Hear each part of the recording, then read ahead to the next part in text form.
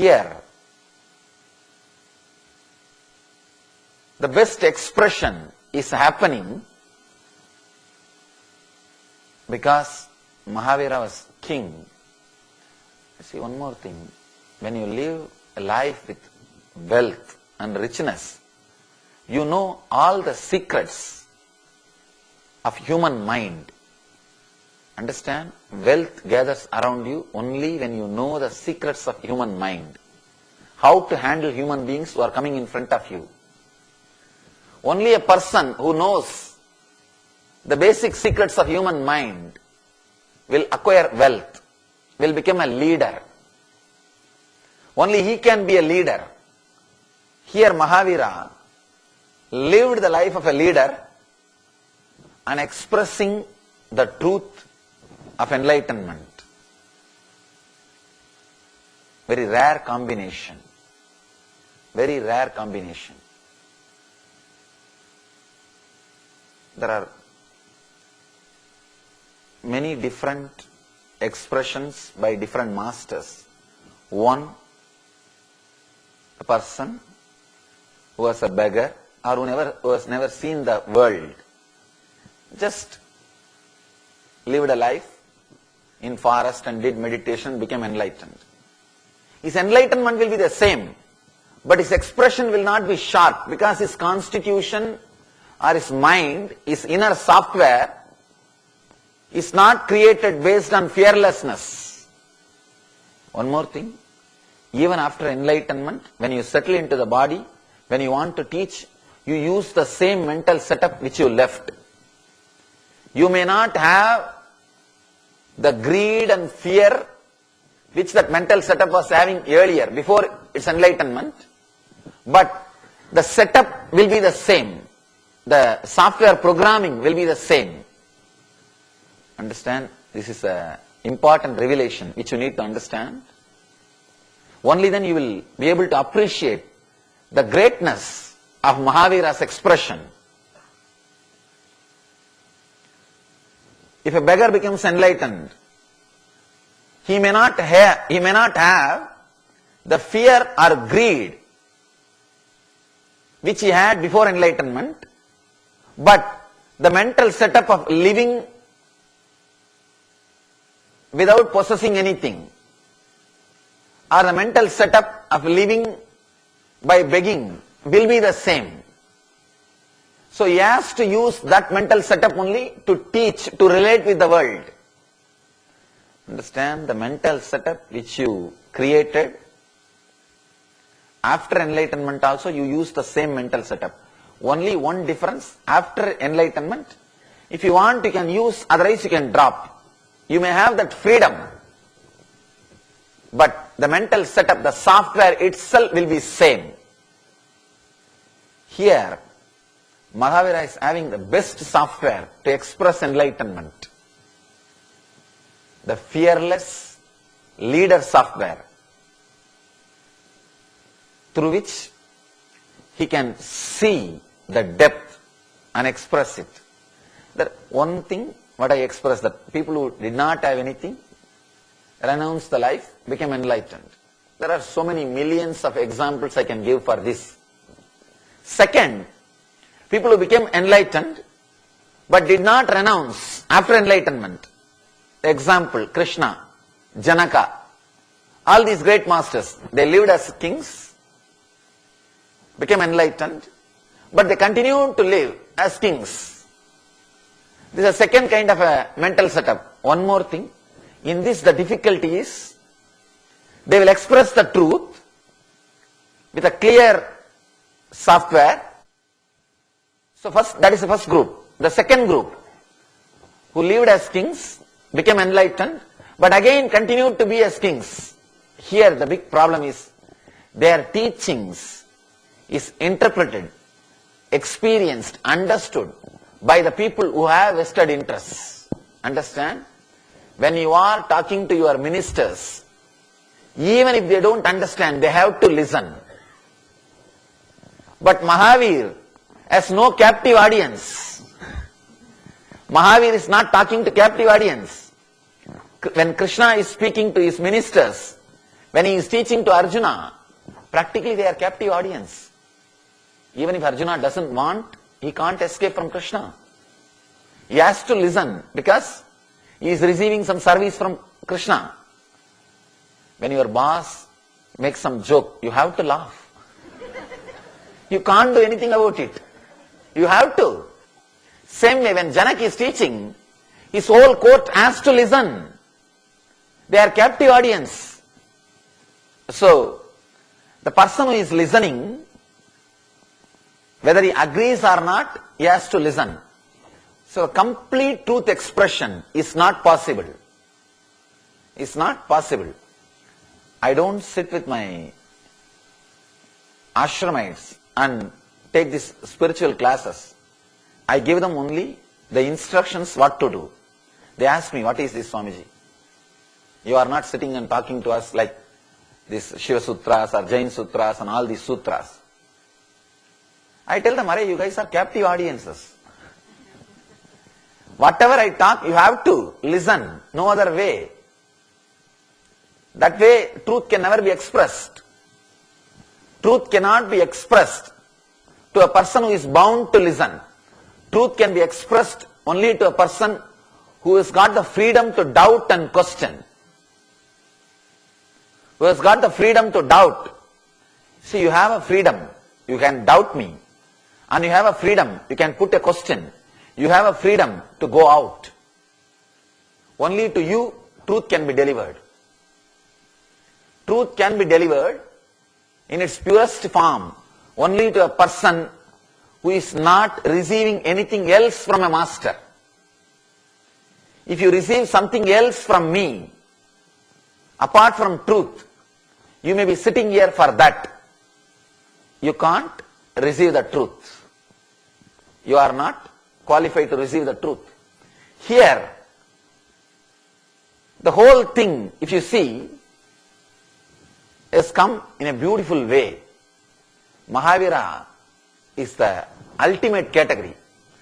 Was king who became enlightened and renounced the kingdom. He is teaching, sitting on the platform of Satya. Only one thing is holding him, Satya. He doesn't have the title.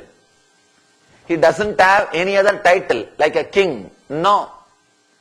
He is heard by the people just because he is enlightened. See, after enlightenment, if you are sitting on the throne of a king, people may hear you because you are king. You don't know what for he is sitting. You don't know why he is listening. You can't say people are sitting just because you are enlightened. They may be sitting because you are a king. There may be some other reason for you to sit. There should not be anything else associated with the spiritual truth. No. If you associate anything else with the spiritual truth, the possibility is there, the truth will not be heard properly. It will not be received properly. Here, Mahavir is talking to people who are not bound to him in any way. Who are not bound to him in any way. Seekers. You can't bind them. You can't bind them. And there is nothing which can bind them. You can bind them only by love and gratitude. So you can't even use the word binding. It can't be even a bondage. You can keep them together only based on love and gratitude. Here he is talking to a community of seekers who are not receiving anything else from him but truth. They are not there for anything else except truth. And he is not carrying any title. He has renounced all the titles. So nobody is sitting in front of him because he has got some title. Because he is a king of some place or he is somebody. No. People are sitting in front of him just to listen to the truth. He is a pure being without any personality, without any title. See, the word persona comes from a Greek root. In those days, the drama actors, they will use masks. That mask only is called persona. Personality means the mask which you are using. Janak has got mask. He is a king. Ashtavakra has to listen to him. No other way. Or the Sugabrahma, sorry, not Ashtavakra. Ashtavakra actually taught Janaka. Sugabrahma came to listen from Janaka. Sugabrahma has to listen because Janaka is a king. Sugabrahma is a captive audience. He is captured. He has to. Whenever a king speaks, you can't tell anything. But here, with Mahavir, there is no other relationship except the master and seeker. The purity of relationship is important to maintain the purity of the teaching, purity of the truth. And one more thing, Mahavir has no vested interest. He is not talking to his people to make them do something. No, there is no ulterior motive. There is no goal. Whatever is said and done, Krishna has got a motive to deliver Gita. All he needs is Arjuna has to fight now. So he has to talk. He has to express the truth in such a way that Arjuna will start fighting. There is an ulterior motive. And not only that, Krishna is running a community. He is running a kingdom. So naturally, his words has to be heard. So the purity of relationship is not there. One more thing, Arjuna was thinking himself as a friend. That's why in Gita he says, Krishna, forgive me. I thought you are my friend. Hey Krishna, hey Yadava, hey Shaketi. I called you as Yadava by your community name. I called you as my friend because he was thinking as a friend. So the purity of relationship is not there. You can't deliver a truth to your friend. You can deliver a truth only to a seeker.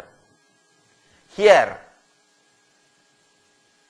the best mental setup, best software, and the greatest enlightenment, greatest experience of enlightenment, and right persons with the right attitude sitting in front of Mahavir. So the best truth is being delivered. True knowledge is coming out. He is giving us the scale. He is teaching us what is Satya and how to find out whether something is truth or not. So that can be considered as a scale. If an enlightened being says, you can take it for granted, it is truth. But Mahavir says no. He doesn't even want to say that anything told by an enlightened being is truth. No. Because who knows whether somebody is enlightened or not? God doesn't give certificate. What to do? We don't have a certificate. So Mahavir goes a step further. He is not accepting Apta Pramana. He is not accepting Vedas are ultimate truth. No. Apta Pramana is not accepted. Apta Pramana means the words of the enlightened ones. No.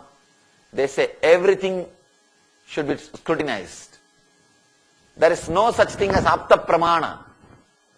There is no such thing as words of the enlightened beings. No. Everything has to be scanned. Everything has to be analyzed. He is giving beautiful teachings to find out what is truth and which is true knowledge. One more thing, please understand, this true knowledge This is like a touchstone. If you use these sutras and analyze all your decisions which runs your life, all your ideas which is base for your life, you will achieve Satya. Lord so says, if you are established in truth, you don't have to do any spiritual practice. If you understand this one sutra and redefine all your decisions, ideas, concepts about your life, you don't need to practice any spiritual discipline. You are enlightened this moment. All you need to do is redefine all your ideas. See, there are only few pillars on which your life is standing. Your life is established. Your desires, your idea about yourself, means positioning yourself. How you position yourself in the inner world. Understand, I am not talking about how you position yourself in the outer world. That all of you know, it's not worthy. Not only that, it's a pure lies. All of you know, whatever you may talk about yourself to others, but you don't believe that. You may make others to believe. You really don't believe. Just look inside. You can laugh at yourself. I always tell people, really, when you sit alone and start thinking what all you project as you, actually if you really believe what all you project as you, by now you would have become enlightened. Because Ramakrishna says, Man Muk Ek Karo, means that mind and the words, if you make it as one, you are enlightened.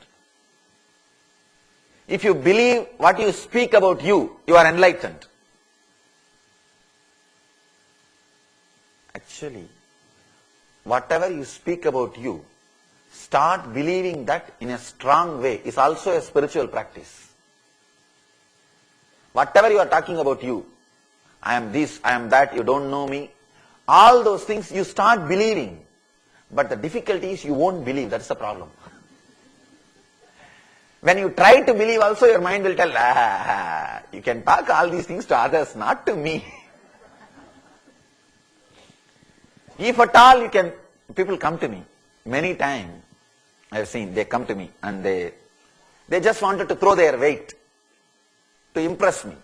And they come and tell me, you know, I am this, I am doing that, I do so many philanthropical activities, I do this, I do that, I have so much wealth and I give so much and all those things. At the end of the conversation, I ask them only one thing. Sir, do you really believe now whatever you said? They say, what? Yes, we do believe, that's why we are talking to you. I tell them, do this only one thing as a spiritual practice. Go back. Now whatever you told me, write it down. Again and again, help yourself to believe that. That's enough. Either you should tune your mind to your walk, or you should tune your walk to your mind.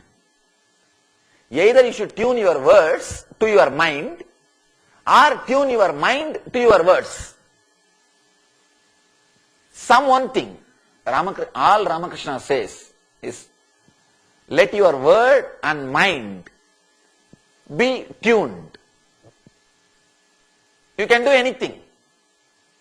Either talk only what you believe as you, or believe what you talk as you, what you talk about you. The gap between your word and what you believe as you.